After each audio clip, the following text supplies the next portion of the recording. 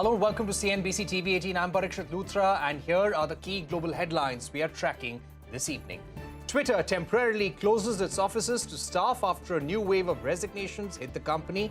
This comes after Elon Musk issued an ultimatum asking staff to commit to a hardcore work environment. Elon Musk keeps tweeting through all the drama, even posting memes mocking the expected demise of the platform. U.S. House Speaker Nancy Pelosi steps down from her leadership role after 15 years of leading the Democratic Party. Republican Representative Kevin McCarthy will lead the House as the next Speaker starting January. Once a close ally of Donald Trump, the New York Post trolls the former U.S. president days after he announced his presidential candidature. The outlet headlined the story, "Been there, done that." Last week, the Post's cover called the former president Trumpty Dumpty, who had a great fall. Rishi Sunak's new British government unveils a long-awaited fiscal policy, imposes a windfall tax on energy producers, lowers the threshold for the highest income tax bracket to bring more people under its ambit, removes tax offs for electric vehicles, also announcing sweeping spending cuts. 9 months into the war with Ukraine, Russian forces have been forced to abandon the only provincial capital they had managed to capture since the invasion began on November 9. Russia announced a withdrawal from Kherson, marking a potential turning point in the war. Ukrainian President Volodymyr Zelensky celebrated victory and distributed medals to the soldiers and Ukrainian troops. With Ukraine strengthening its military capacity through support from the West, upgrading from land-based to air-based to heavy battle tanks, Russia is now facing a challenge to hold its occupied territories in Ukraine. What does the loss in Kherson mean for Russia? Let's go across to Anna Chernikova, reporter at the Voice of America, to discuss more. Anna, first of all, as Russia has withdrawn from Kherson, we're also getting reports of torture chambers. Could you elaborate for us as to what has been discovered there by Ukrainian forces? Good day. Yes, sure. Well, for the moment, what we hear is that basically situation in Kherson and Kherson region is very similar to what Ukrainian forces and Ukrainian authorities and international society have already seen in the liberated areas of Kyiv region and Kharkiv region after those areas have been cleared by Ukrainian forces. And basically, situation is similar in terms of the findings of the chamber of tortures. We can put it this way. Also, reportedly, there are mass graves that should be investigated, and also we already know that there are bodies of military and also of the civilians that have been found, and of course investigation is ongoing. So basically the picture, the general picture is very similar to what the whole world and Ukrainian authorities have already seen in the recently liberated areas months ago. And for the moment, investigation is ongoing. We don't have particular details or particular numbers so far, but of course we're waiting for the official numbers, and we are waiting for the updates from there. For the moment, the city of Kherson itself and Kherson region is suffering of the lack of electricity, and all this stuff, but and all the supplies. But the city is coming back to life. Okay, Anna, we're also learning about Russian airstrikes on gas and electricity infrastructure in Ukraine. Tell us how Russia has intensified or changed strategy after the withdrawal from Kherson. I cannot say that they've changed, but they definitely continue their attacks. And the main target of these attacks is, as you correctly said, critical infrastructure, including energy infrastructure and gas infrastructure. So if we look at the yesterday attacks, those attacks were targeting mostly gas infrastructure. But if we look back at the November 15th attack, the most massive attack that was happening in terms of the amount of missiles that Russian forces used on Ukraine. This attack was definitely the continuation of those previous of the last months targeting energy, electricity infrastructure. For the moment, situation with energy in general is quite critical, especially electricity. So Ukraine, all regions of Ukraine suffer of shortages and outages. So for the moment, Ukraine has this planned, scheduled outages for electricity, and people have basically have a couple of hours without electricity and a couple of hours with electricity and so on and so forth. For the moment, I have outage myself, so we have basically the whole country is basically planning the life according to those. In terms of gas, situation is better for the moment. Of course, if we're not taking if we're not taking into consideration occupied and recently liberated areas, because recently liberated areas have a very big problem with both and also with water supply.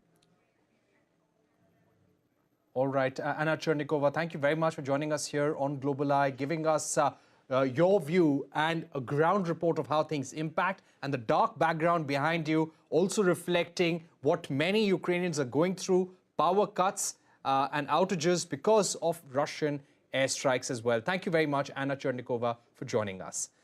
Now, to discuss the impact of sanctions on Russia. According to the Atlantic Council, if Western countries impose sanctions at the scale at which they did in 2022, we would reach more than 36,500 sanctions in the first quarter of 2023. These would be primarily impacting Russia. The report also says that sanctions have resulted in 70% reduction in semiconductor exports to Russia. So how will sanctions impact the global economy? Will price caps on Russian oil work? And how will export controls impact China? Joining me to discuss this Atlantic Council report are Charles Lichfield, Deputy Director at Geoeconomic Center, Atlantic Council. Also with me, Maia, Nikoladze, Program Assistant at the Atlantic Council as well. Charles, if I can begin with you, are the sanctions really working on the Russian economy, hurting the Russian government? Give us a sense of the sectors which have been impacted according to your report. Thanks for inviting us, Parikshit. Yes, the sanctions are impacting many sectors. The oft-quoted stat is the automobile sector, where production has fallen almost 70%. And this is simply because of their difficulty in buying technology from outside Russia. So the export controls are working very well. I think at the beginning of this crisis, at the beginning of the war, there was a sense that the financial sanctions might work faster and might even get President Putin to change his policy and pull his troops out of Ukraine. This was always an extremely naive view, and therefore the sanctions have been expected to achieve great things very quickly, which they can't. But that doesn't mean that they're not working. Right. Maia, if I can ask you about how they will intensify. Of course, the intensity of sanctions will depend on how this war continues. But what is your sense on the kind of measures that we could see by Western nations? The types of measures we could see by Western nations against Russia are mostly financial sanctions and export controls.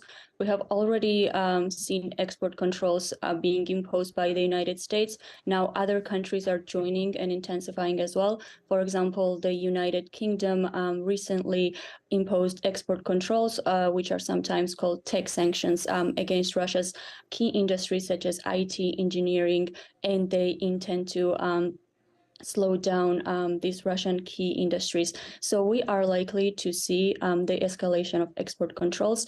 And to explain what export controls are, they are measures designed by the Commerce Department to restrict the flow of technologies to Russia and in other contexts against other countries as well. But we will see more export controls. In terms of financial sanctions, as long as the war continues, we are likely to witness more sanctions against Russia. But Russia will also try to evade sanctions, and countries that are suspecting indirectly helping Russia's evasion exports will also likely to get sanctioned even more.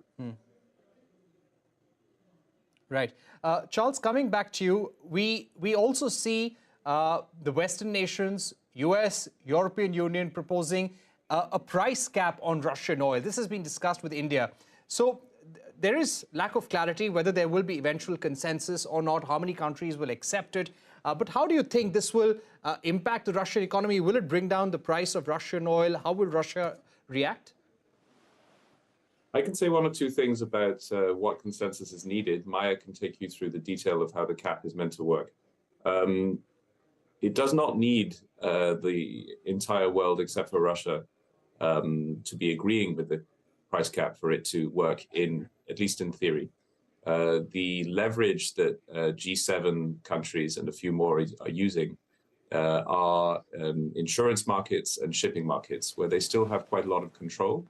And as of December 5th, when the EU ban on seaborne Russian oil imports kicks in, they will allow other countries to use their shipping and insurance services as long as oil has been paid for at a certain price or below.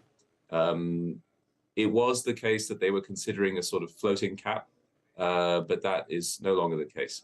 I think Maia can tell you a little bit about the mechanism and its history. Right. I'd just like to follow up from there, Maia. If you'd like to add on the oil price cap issue, how it's going to work. Also, specifically to you, do the sanctions actually threaten the dollar and US payment systems? Yes, so first on your oil price caps issue, Russian cargoes that sell oil above the specified capped price will be denied Western insurance and maritime services, but that also extends to the buyer companies of Russian oils. If they are purchasing Russian oil at a capped price, they can also keep Western insurance, but if they decide to pay more for Russian oil, then they will also lose access to Russian insurance. So foreign oil companies buying from Russia will have a choice: either pay the specified capped price and keep Western insurance, or pay above and be denied insurance. So these are not designed to, oil price caps are not designed to harm foreign oil companies, but rather they are designed to keep oil flowing out of Russia, but reducing oil revenues to Russia. Now, in terms of your second question about the dollar dominance, economic statecraft experts and experts have been observing the trends that dollar reserves worldwide have decreased in this year. However, we would caution against a rush interpretation, because what happened in 2022 was that the dollar appreciated by 6% against emerging market economies, and that made it their natural default move was to avoid weakening of their local currencies, which is why they have been unable to sort of obtain more US dollar. There are these trends. We will be monitoring them in 2023. But there is no reason to call for a dethroning of dollar or weakening of dollar as of yet. Okay, we're running out of time. Charles, my final question would be on China. The US export controls on China, especially on semiconductors, how much are they likely to impact the US economy and the Chinese economy? Again, you'll be in better hands with Maia's answer to your question. Right. Maia, if you'd like to take that. Thank you. So in terms of the effects of, first to talk about why recent export controls are so important. Recently, the US invoked the foreign direct product rule, and how is it different from regular export controls the US imposes is that it goes beyond the United States. It extends to foreign companies that use US origin software or hardware in their production process. And such companies exporting semiconductors to China will have to obtain a license before selling them to China. So it's extraterritorial, and that's why it's so significant. It's not targeting only specific entities in China.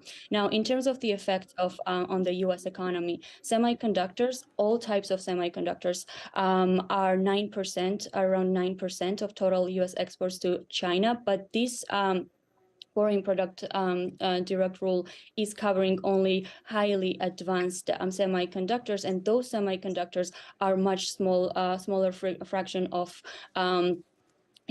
total U.S. chip exports. So the industry that is likely to get hit most is semiconductor manufacturing equipment, or SME producing industry, but overall chip exports won't be affected as much, and that's also the case for Taiwan. Around 60% of their chip exports go to China, but they said that only smaller fraction of that will be affected by export controls. All right. Maia, we've run out of time, but thank you so much to you and Charles for joining us, summing up the impact of sanctions on Russia and the global economy. We're going to take a break, but up next, United States former presidential candidate Joe Walsh joins us to discuss the results of the U.S. midterm election and Donald Trump's 2024 presidential announcement.